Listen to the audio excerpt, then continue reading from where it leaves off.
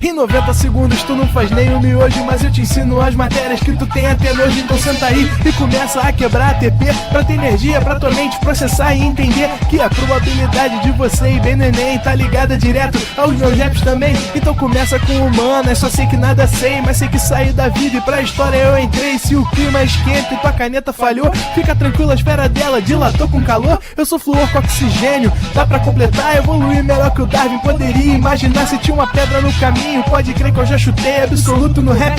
Eu nasci pra ser rei, crio uma sociedade aos modelos de Durkheim. O mecanismo dela própria é que diz pra onde vai minha inspiração. Thomas Edison dizia, é 1% e o restante o trabalho que fazia. Então senta o rabo aí que eu vou te ensinar. Sometimes rap is the best way to learn, rapá. Eu não compreendo, pero não puedo hacer. É só estudar e ouvir as dicas que eu dou pra você. Confere suas respostas e faz tudo com calma. Manda bem na redação, faz do fundo da alma. Esse é o tópico frasal, ainda tem argumentação. E a resposta pra você eu deixei na conclusão. Se tá nervoso, se acalma pra mandar bem. E se liga nos vídeos que eu te preparo pro Enem.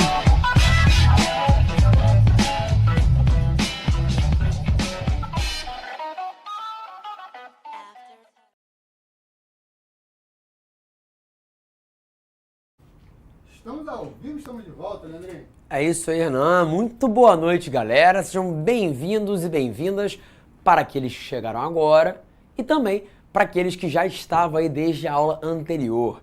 Muito boa noite para Aurenil, para o Arthur, para a Luana Monteiro, para a Ana Beatriz, para a Paula Veridiana, para a Samila, para o Jefferson, para todo mundo que está aí no chat e na plataforma.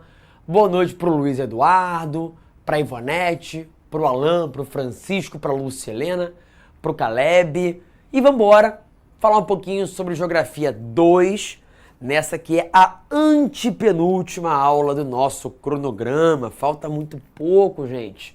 E aí, estão prontos, animados, animadas para a prova do Enem? Por um lado, dá uma atenção, né? Caramba, tá chegando. Mas é bom, né? Quando passar a prova, aquele alívio. Vai dar tudo certo, gente. Falta pouco. Eu sei que vocês estão cansados, eu sei que vocês estão cansadas, mas pega aquele último restinho de energia, dá um gás, toma um café, se ajeita aí e vambora, porque falta pouco. No nosso conteúdo de GEO2, falta só essa aulinha sobre bacias hidrográficas, e aí depois vamos ter mais 2 aulas sobre impactos ambientais. E aí, acabou-se. A gente passa para uma aulinha de revisão, para depois, finalmente, vocês chegarem e fazerem a prova. A Ivonete falou que tá tensa, a Leandra falou que tá nervosa. Vipeb, é isso? Disse que tá cansado não, é isso aí, ó. Então, o espírito é esse. Vamos que vamos. Cansados, sabe quem é que estão? Os jogadores do Flamengo. Eu não canso de reclamar, Renan. Esse eu tô um velho mesmo reclamando, porque é impressionante como é que... Fala igual meu pai. Esses caras não fazem nada. Só fica aí jogando bola. Me bota lá que eu jogo mais que eles. Não, não joga. Meu irmão, jogar profissionalmente, correr aquilo tudo, deve dar um trabalho desgraçado. Mas são bem remunerados para isso, né? Pelo menos quem joga em clube grande. Então, óbvio que a gente, enquanto torcedor... Demasiadamente bem remunerado. Demasiadamente bem remunerado, né? A gente, enquanto torcedor, tem que ter o direito, né, de reclamar, inclusive sem razão. Eu quero só reclamar. É igual um amigo meu, por que você reclama tanto? Por que você não resolve? Eu não quero resolver, eu quero reclamar. Esse é o meu direito. E assim, usufruirei dele. Mas depois, porque agora eu vou dar a aula para você. Lembrando que na semana passada, a gente trocou uma ideia sobre distribuição de água, sobre consumo desigual, pegada hídrica, água virtual, ciclo hidrológico. Foram vários conceitos importantes. E eu falei um pouco também sobre bacias hidrográficas. Mas, antes de prosseguir falando do assunto, tá aqui, ó, o resumão da semana passada. Dá uma printada, caso você não o tenha feito. Foi? Foi, né? Ó, o Felipe Mota, depois da revisão acaba as aulas, depois da revisão é prova. Ó, se tu fizer a contagem aí... Não, porque semana que vem tem revisão, né? Ah, tá, não. Vai ter mais 2 semanas ainda de... Então calma. Creio que eu me fiz entender errado. A gente está na nossa antepenúltima semana de conteúdo do programa regular. Aí, depois da semana 30, a gente semana que vem faz uma revisão. Aí depois, mais 2 semanas do conteúdo, aula 31 e aula 32. Aí a gente fecha o conteúdo e entra na reta final aqui do ProEnem, com algumas surpresas, algumas aulinhas especiais bem legais, creio que vocês vão gostar. E o couro comendo, né? E o couro comendo. E agora, o papo vai ser água, tal como semana passada. Só que tem uma questão diferente. Eu quero te falar mais sobre bacia hidrográfica, sobre águas subterrâneas, rios do mundo, rios do Brasil, águas litorâneas. Então prossigamos, começando com essa imagem que eu já te mostrei semana passada, mas preciso mostrar de novo para poder retomar esse assunto. Uma bacia hidrográfica é um conjunto de águas formado por um rio principal, seus afluentes, e essa bacia hidrográfica se encaixa num relevo. Então tem aí uma diferença entre rede e bacia hidrográfica. A rede de drenagem ou a rede hidrográfica é o conjunto das águas. A bacia hidrográfica é o conjunto das águas mais o relevo em que essas águas se encaixam. Repara aqui, ó, são duas. Tem um divisor de águas, um morro, separando a bacia hidrográfica A e a B. A água vai escorrendo até o fundo do vale, onde ela forma um canal principal. Aqui eu tenho uma imagem que mostra algumas das principais bacias hidrográficas do mundo. Bacia Amazônica, Bacia Platina, Bacia do Rio Congo, Bacia do Rio Nilo, Bacia do Rio Ganges. Todas elas são conjuntos de corpos hídricos que abastecem a agricultura, a indústria e as cidades de populações enormes. E aqui eu tenho uma imagem que mostra uma fotografia de... Quer economizar na conta de luz sem investimento em placa solar? O custo total para instalação de placas em média pode chegar a R$100 mil. Mas você não precisa fazer esse investimento. Conheça a Serena. Aqui, você economiza na conta de luz com energia limpa e mais barata. Sem instalação de placas, sem obras, primeiro mês grátis. A Serena gera energia e você economiza.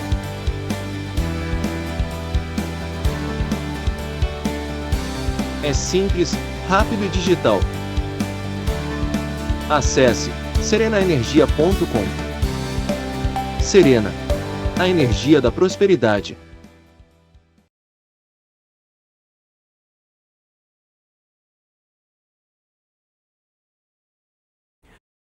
mais rápido e com maior capacidade erosiva. À medida que o relevo vai ficando plano, o rio vai ganhando meandros, perdendo capacidade erosiva e vai ganhando capacidade de sedimentação. Por isso que se formam as planícies fluviais, as áreas de várzea, onde eu tenho solos férteis. E aqui é a foz, né? Nascente e foz. Áreas a jusante, áreas a montante.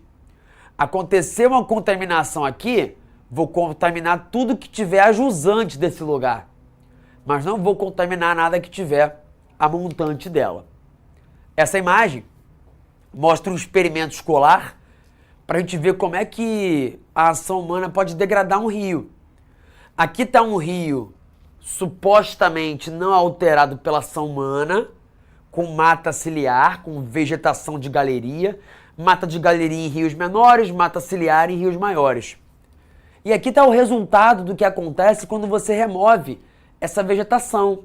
Você vai deixar o rio muito mais exposto à erosão, a assoreamento. Olha como a calha dele aqui é mais profunda e aqui a calha fica mais rasa. Então esse é um experimento que busca exemplificar de que modo a alteração antrópica dificulta o fluxo das águas fluviais. Nessa outra imagem aqui, eu quero que você repare nos diferentes nomes. O leito de um rio é onde correm as suas águas. Só que na época seca, o leito fica menor. Na época de chuva, o leito fica maior. É o leito de cheia. Qual é então a localidade de um rio para fora em que eu posso ocupar? Essa área aqui. O ideal é que não se ocupe nenhuma área com casas, com habitação humana, dentro do leito, incluindo o leito de cheia, o leito normal e o leito menor. O que é que ao longo da história do Brasil e de muitos países acabou acontecendo? O pessoal ocupou o leito normal, ignorando o fato de que em épocas de chuva é normal que as águas venham até aqui e até aqui. As pessoas e as cidades cresceram para dentro dos rios, destruindo a sua mata ciliar, ocupando suas áreas de várzea. Claro que o resultado ia ser alguma enchente, porque enchentes são fenômenos naturais, gente. Só que quando você usa o solo de maneira inadequada, desmatando, ocupando encostas, destruindo a área de mata ciliar, quando você não constrói galerias de esgoto adequadas, quando você retifica um rio e aumenta a vazão das suas águas, quando você joga muito resíduo sólido, muita sujeira, muito lixo dentro do rio, quando você aterra áreas que eram áreas de inundação, especialmente se isso tudo for feito numa área baixa, não tem jeito. Você vai acabar colaborando para que aconteça mais inundação, especialmente se chover muito ali, ou se a gente estiver falando de uma época em que chova muito. Olha para essas palavrinhas aqui. Enchente, tecnicamente, é algo normal. A inundação é quando acontece o transbordamento das águas do canal atingindo a área de várzea. E o alagamento é quando dentro de uma área urbana, que não é bem drenada, você tem um acúmulo de água. Aqui no Rio de Janeiro e em outras várias áreas urbanas do Brasil, acontece alagamento o tempo todo. E nas áreas de margem de rio, acontecem enchentes e inundações, a depender do volume de chuvas, da época do ano e do quanto o rio tenha sido alterado. O que aconteceu na região sul do Brasil, por exemplo, foi uma inundação catastrófica em virtude de um evento atípico, ok? Mas também da ocupação de áreas de várzea, de áreas de planície, de inundação. Olha aqui para essa imagem. Nela, eu tenho uma representação de como é que os rios têm sido alterados e como eles deveriam ser, mas como é que eles são. Rios naturais costumam ser preservados por matas ciliares, que o protegem da erosão e do assoreamento. Se eu desmato essa vegetação, eu vou ter erosão do solo, eu vou ter assoreamento do rio, que vai ficar mais raso. Rios naturais costumam ter curvas, meandros. Para facilitar o processo de urbanização, é comum que se faça o processo de retificação de um rio e a canalização dele, tirando água para abastecimento doméstico, industrial e jogando esgoto cru de volta, sem tratamento. Qual o resultado? O rio morre. O rio fica apodrecido. Não é só o rio fedorento, é o rio que não tem oxigênio suficiente para os bichinhos poderem viver. É um rio eutrofizado, como aconteceu com vários rios do mundo afora, o rio Tâmisa, o rio Sena. Aí até dá para poder recuperar, dá, mas é caro, é demorado, trabalhoso, e nem sempre você consegue quando você quer. Os ingleses estão há tempos despoluindo Tâmisa lá em Londres.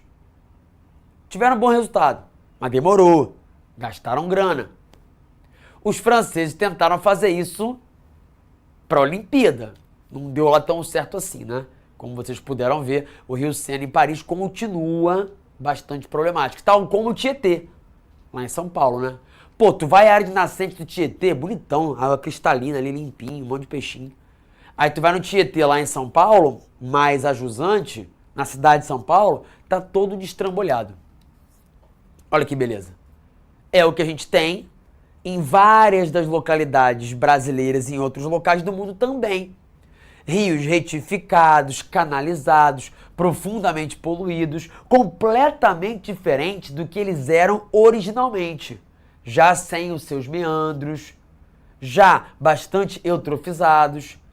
São rios mortos em virtude da ação antrópica, mas claro, eles podem ressuscitar. Tem uma coisa meio espírita aqui, né? Só que é preciso que você, claro, faça algum tipo de política pública para poder despoluir o trajeto inteiro dele, já que ele vai recebendo resíduos ao longo da sua trajetória. Olha aqui uma outra imagem que mostra a ação antrópica, numa lagoa, no caso, aqui no Recreio, no Rio de Janeiro. Tu joga tanto esgoto que começa a nascer um monte de alga. Essas algas são um sintoma de que o rio está poluído, de que ele está eutrofizado, ok? O João Vitor Sardinha perguntou, o Tietê tem jeito? Tem. É fácil? Não. Vai acontecer? Duvido. Porque tem muita gente morando ali em volta, muita indústria, tem esgoto da agricultura, tem esgoto industrial. Então é preciso fazer um plano de despoluição dos afluentes do Tietê e também de tratamento do esgoto que é jogado ali na cidade de São Paulo in natura, diretamente dele. Aqui o Thames, ó. Desde 1610, que ele já não era potável, já não podia ter suas águas usadas para beber, para cozinhar. Mas houve um processo de despoluição longo que conseguiu melhorar a qualidade das suas águas. Olha um outro exemplo de como tem jeito. O ser humano faz um monte de desgraça, mas ele consegue melhorar as coisas também às vezes. Ó, parques fluviais na Coreia do Sul, que não só reflorestam as matas ciliares, mas criam uma estrutura baseada em educação ambiental e aproveitamento turístico que tende a aumentar a arrecadação, gerando mais recursos para preservar essas águas. Então dá para ter um rio preservado numa área urbana? Dá. É fácil? Não é. Até porque é preciso todo um projeto para que você possa conscientizar a população, para que você possa mudar o destino do esgoto, para que você possa transformar a vida em sociedade. Então isso mostra que é viável sim, que a gente faça uma ação antrópica para recuperar um rio degradado, ainda que não seja algo fácil. Bora fazer uma questão? Olha aí, ó. As áreas do Planalto do Cerrado, com altitudes que variam de 400 a 800 metros, são importantes para a planície pantaneira mato-grossense, com altitude média inferior a 200. Como assim? As áreas do Planalto são importantes para as áreas do Mato Grosso, do Pantanal mato-grossense. Por quê? Porque o que cai daqui vem para cá. Então a chuva que cai aqui vai formar um curso fluvial que vai manter o Pantanal alagado na época de cheia. Então isso quer dizer que se eu destruo o que está aqui no Planalto, eu vou eliminar a água que vem para baixo. E aí o Pantanal vai ficar seco durante muito mais meses do que ele deveria ficar. E vai queimar muito mais. No que se refere à manutenção do nível de água, sobretudo durante a estiagem, nas cheias, a inundação ocorre em função da alta pluviosidade na cabeceira do rio.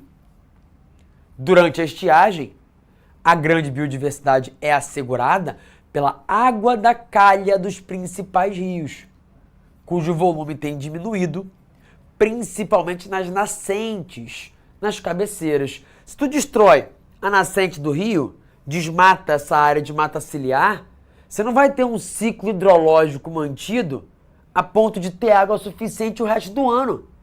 Aí o rio vai deixar de ser perene, vai secar. E o lugar lá de baixo do Pantanal, que depende dessa água, não vai recebê-lo. A medida mais eficaz a ser tomada, visando a conservação da planície pantaneira e a preservação de sua grande biodiversidade, é a conscientização da sociedade e a organização de movimentos sociais que exijam o quê? E aí? Deem uma lida, respondam enquanto eu vou ler ali a dúvida do chat. A Júlia. Professor, você acredita que, baseado nos últimos acontecimentos, é provável cair na prova de humanas as questões que abordam o impacto da ação antrópica nesses desastres naturais? Sem dúvida, sem dúvida. Se vai cair algum texto já falando sobre o que aconteceu no Rio Grande do Sul, aí eu não sei. Acho pouco provável até.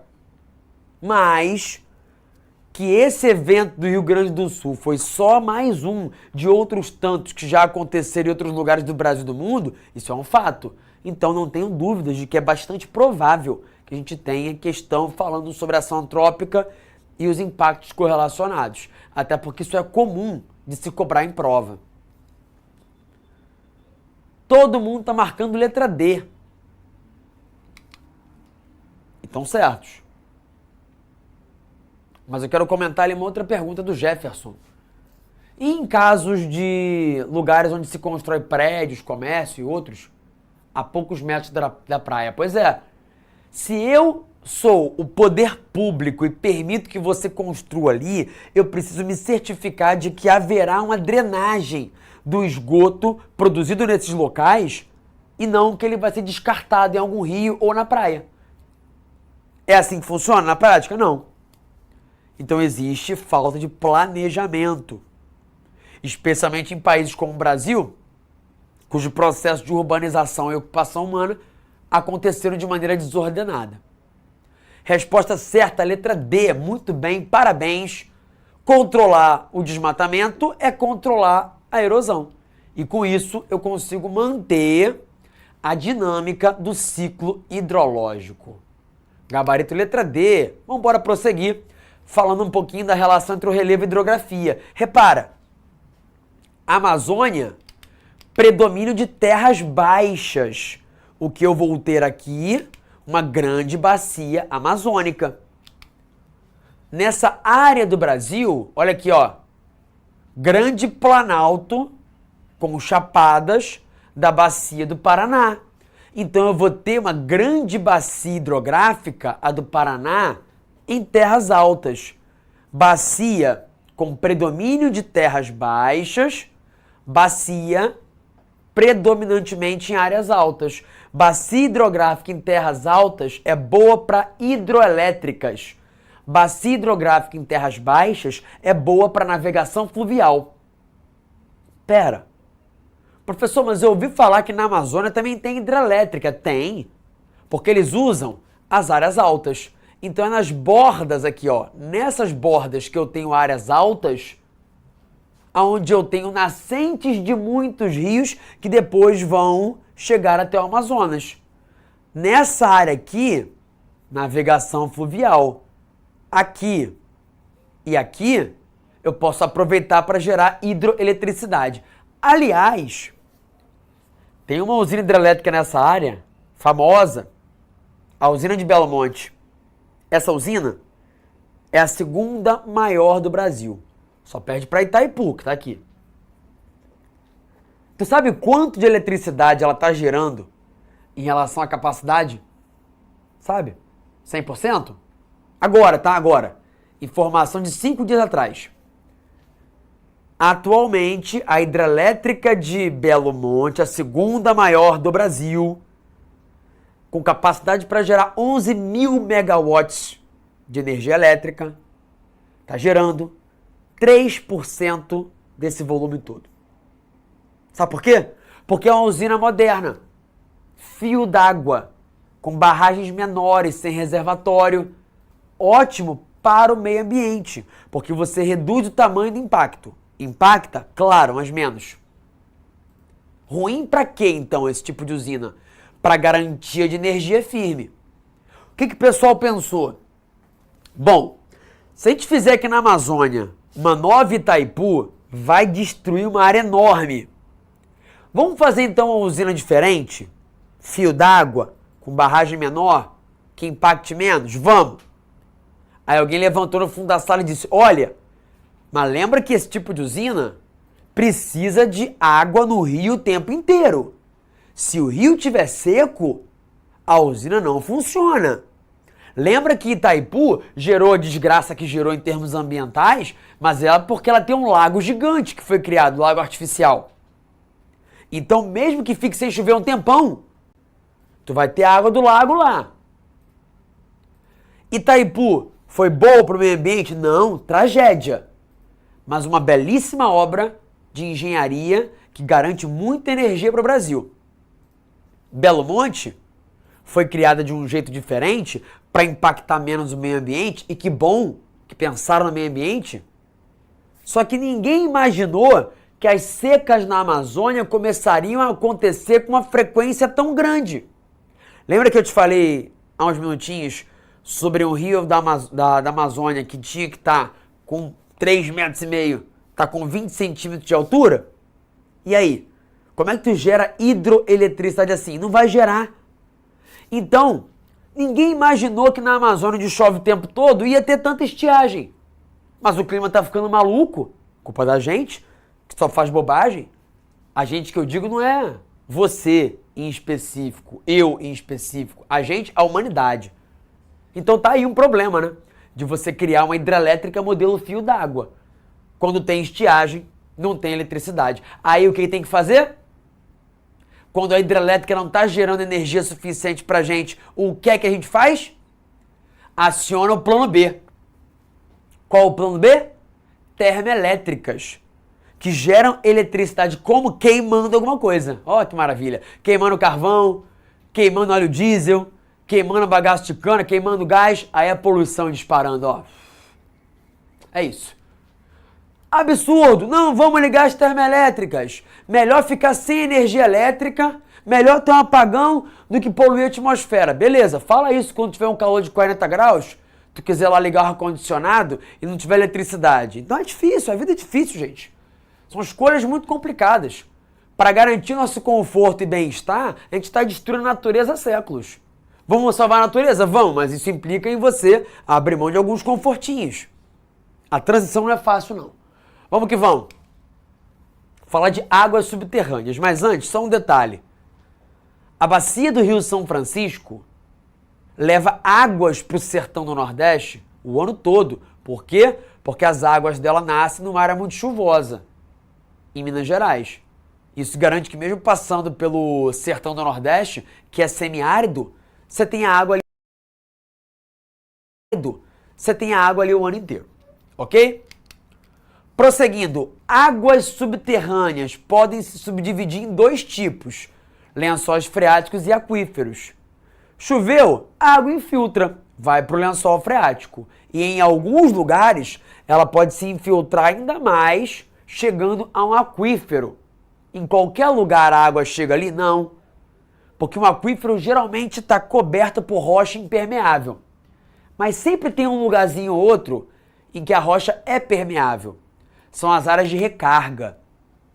Essas áreas de recarga permitem que a água possa se infiltrar e preencher os poros entre os grãos de areia, entre os grãos de argila. Tem gente que acha que lençol freático é tipo uma piscina embaixo da terra, né? Que o aquífero é um piscinão, a gente fica... Não, peraí, né? A água que a gente drena de poço artesiano ou qualquer outra coisa, tá entre os poros das rochas, né? A gente vai tirando isso dali para poder utilizar. Como é que essa água chega ali? Infiltrando. Olha aqui. Quando eu tenho árvores, a árvore pega a água e vai jogando ali para baixo. Por isso que ela é tão importante. Porque ela vai jogar essa água pro lençol freático que vai abastecer o próprio rio. E se tu tirar a vegetação? Ou e se o lugar for uma área árida ou semi-árida? Aí é a água do rio que vai abastecer em volta. Por isso que o rio seca. Entende? Porque não vai ter chuva suficiente para poder alimentar um lençol freático que vai alimentá-lo depois. É por isso que os rios de áreas semidesérticas não são perenes, são rios intermitentes. Aqui eu tenho já a imagem dos aquíferos. Os maiores aquíferos do Brasil. O Guarani, olha que grandão. Passando pelo centro-oeste, sudeste, região sul, pegando um pedaço do Paraguai, da Argentina, do Uruguai. Maravilha. E aqui está o Alter do Chão, que pega áreas da região norte do Brasil. Só que a verdade é que o Alter do Chão se conecta a outros vários aquíferos e pega uma área muito maior do que se imaginava a princípio. Por isso que hoje a gente costuma se referir a ele com esse outro nome, Sistema Aquífero Grande Amazônia, aonde se sabe existe um volume de água muito maior do que no aquífero Guarani. Que bom! É algo que a gente pode usar por muito tempo e que pode voltar para lá quando chove e ela infiltra pelas áreas de recarga. Entretanto, essas áreas por onde temos as águas subterrâneas do aquífero Guarani são lugares muito utilizados para agricultura. E como é que é a agricultura atual? Agrotóxico. Ah, Leandro, você está defendendo então que não se usa agrotóxico? Não falei isso? Fazer o quê? Agrotóxico é necessário. Eu adoraria que toda a agricultura fosse orgânica. Infelizmente ainda não dá. Dependemos dessa desgraça, desse veneno, dos agrotóxicos. Senão as pragas matariam quase tudo. Só que o problema é que os agrotóxicos envenenam o alimento, o solo e o lençol freático, incluindo o próprio aquífero Guarani. Tem muitos locais aqui que são áreas de recarga e que possuem alto risco de contaminação, porque são lugares onde você está ali pulverizando veneno o dia inteiro, aí o veneno... A experiência foi muito boa. No começo eu fiquei meio com medo, mas depois que eu passei pelo procedimento, fui muito bem atendida e foi ótimo. Agora que eu botei a definitiva, eu estou me sentindo muito melhor bem. E a mastigação? Gruda alimento por baixo dela, fica soltando? Não, excelente mastigação, o jeito da gente falar, parece que estou igual quando vi o meu primeiro dente. Olha, muito obrigado por toda a confiança que você depositou na clínica. O que precisar, a gente está aqui à disposição, tá bom? Eu que agradeço, estou muito satisfeita com o meu novo sorriso, estou tendo muito elogio e a próxima consulta a gente está por aí. Muito Obrigado.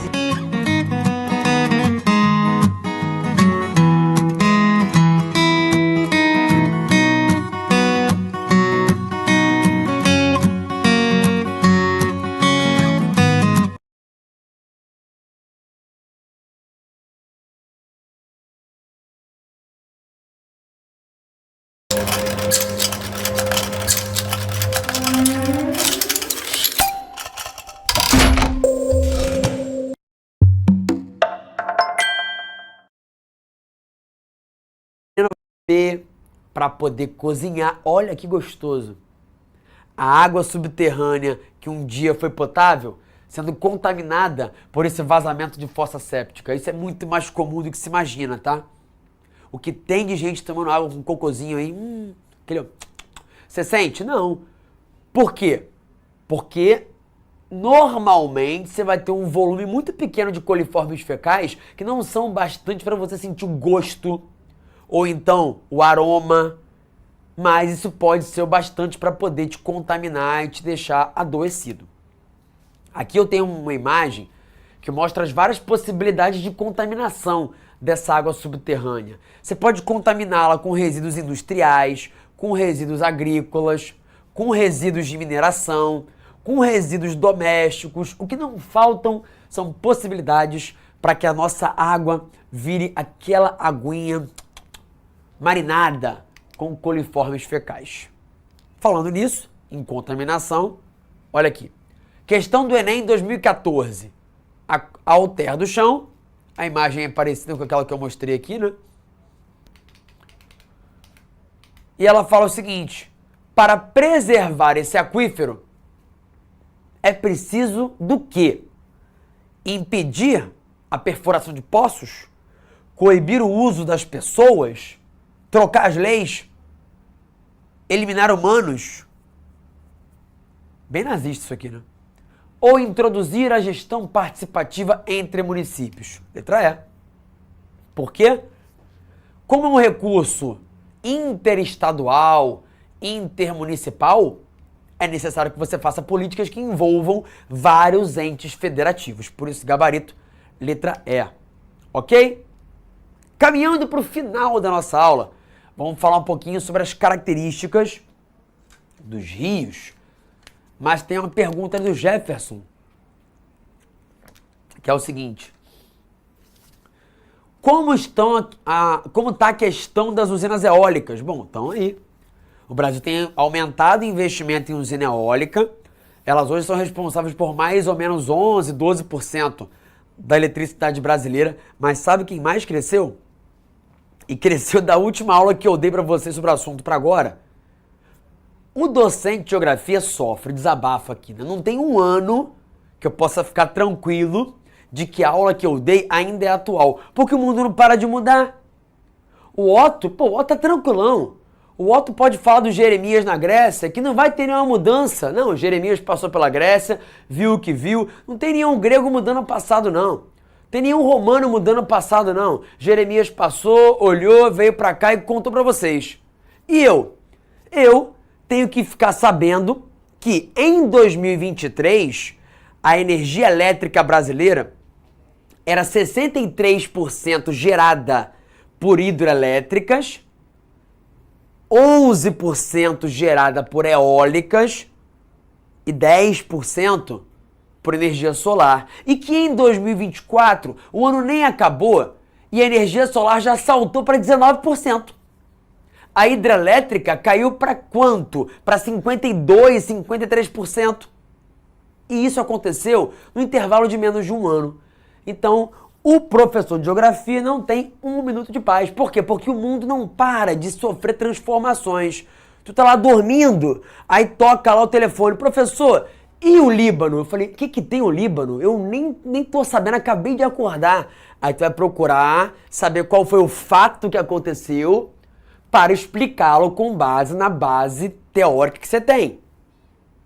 Ou seja, o mundo tá aí, sempre se transformando pro bem ou pro mal. E isso inclui, como eu falei, Jefferson, a questão das eólicas, né? Que perderam um pouquinho de espaço para energia solar, ainda que em termos absolutos o investimento dela tenha aumentado. Tá bom? Vamos lá.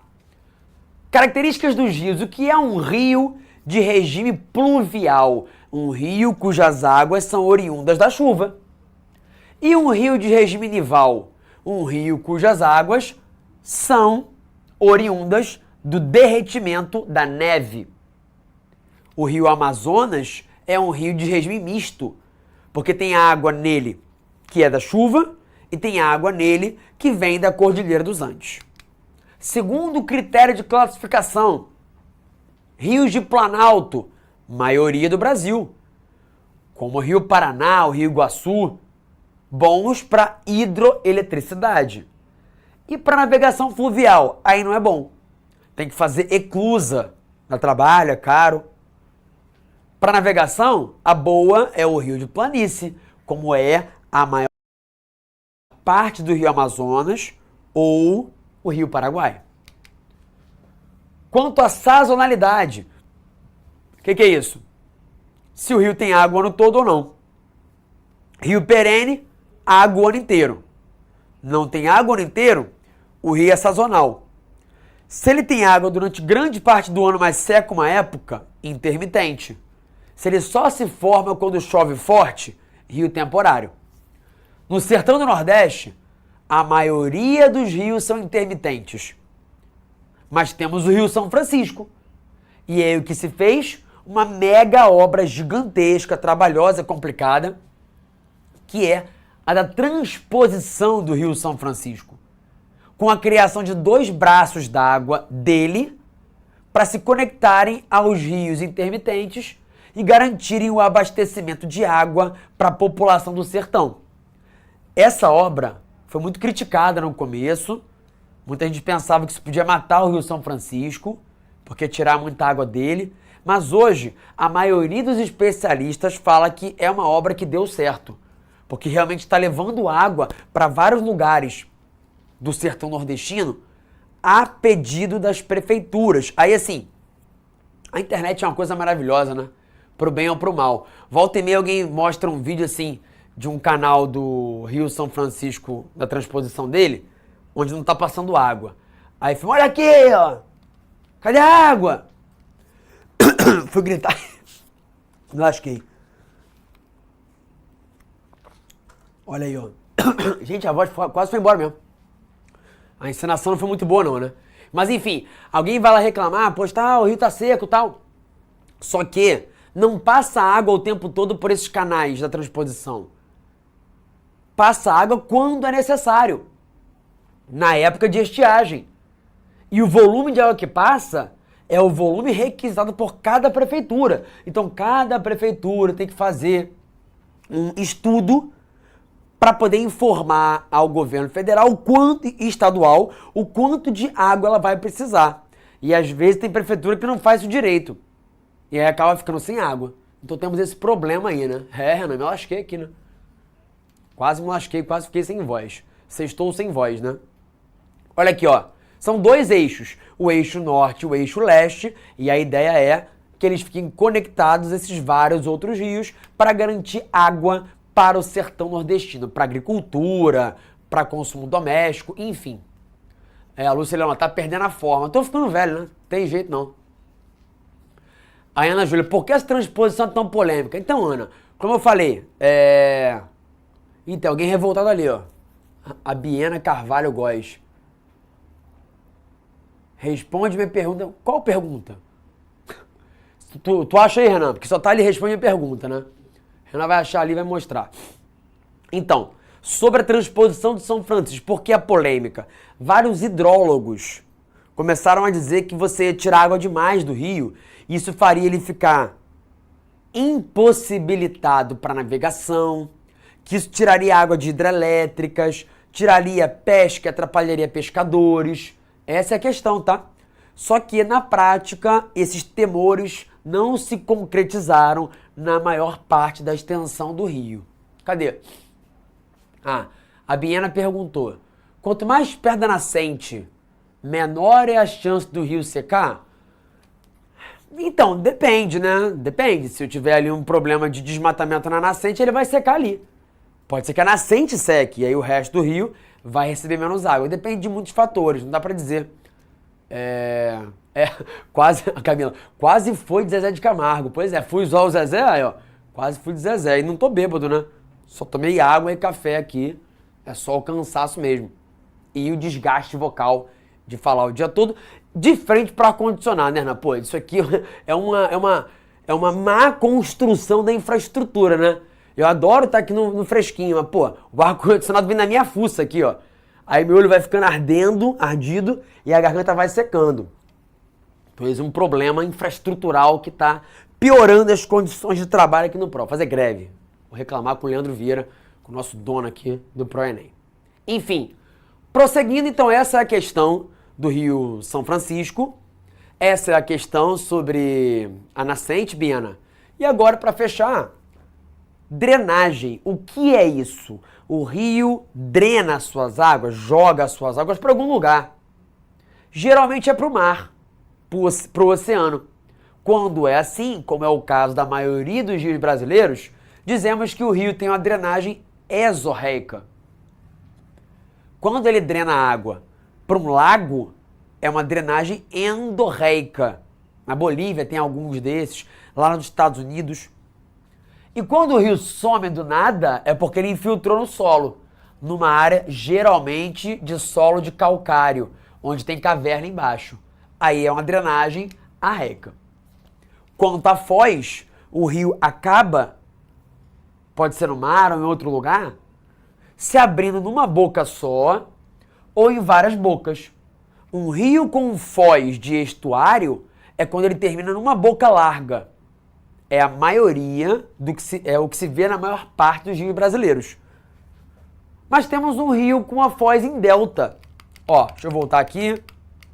Vários slides para mostrar essa bacia hidrográfica. Olha que danadinha. A bacia do Parnaíba termina num delta, o delta do Parnaíba, tal como o delta do Rio Nilo, que tem esse formato porque ele leva muito sedimento. Aí se formam vários bancos de areia. E aí acaba que fica essa estrutura de delta, diferente de um estuário. Para fechar agora mesmo, imagenzinha sobre águas litorâneas. Quando a gente chega no litoral, começa o oceano. Aqui é onde tem águas rasas, a plataforma continental. Lembra de uma coisa, saiu do continente e foi para o mar, mar territorial, soberania total do país. Foi um pouco mais para dentro do mar, zona econômica exclusiva, que é o lugar onde você tem soberania sobre recursos. 12 milhas náuticas, mar territorial. 200 milhas náuticas, zona econômica exclusiva. Local até onde o país pode explorar recursos. Esses nomes são importantes porque é dentro da zona econômica exclusiva brasileira que se faz a exploração de petróleo, de combustível fóssil, pela Petrobras e por outras empresas. Só o Brasil pode fazer porque ele tem soberania sobre essa área. Ok? Tá aqui o resumo, dá o teu print aí. Características da hidrografia brasileira. Muitos rios de planalto, perenes, pluviais, com foz em estuário, caudalosos com muita água e de drenagem exorreica. Um beijo, tchau, tchau e até amanhã na nossa correção de simulado. Fui! Assista nossas aulas a hora que você quiser. Vem com o Pro, o cursinho online que mais aprova no Enem. Assine em proenem.com.br. We gotta celebrate the beauty of the world that keeps on giving.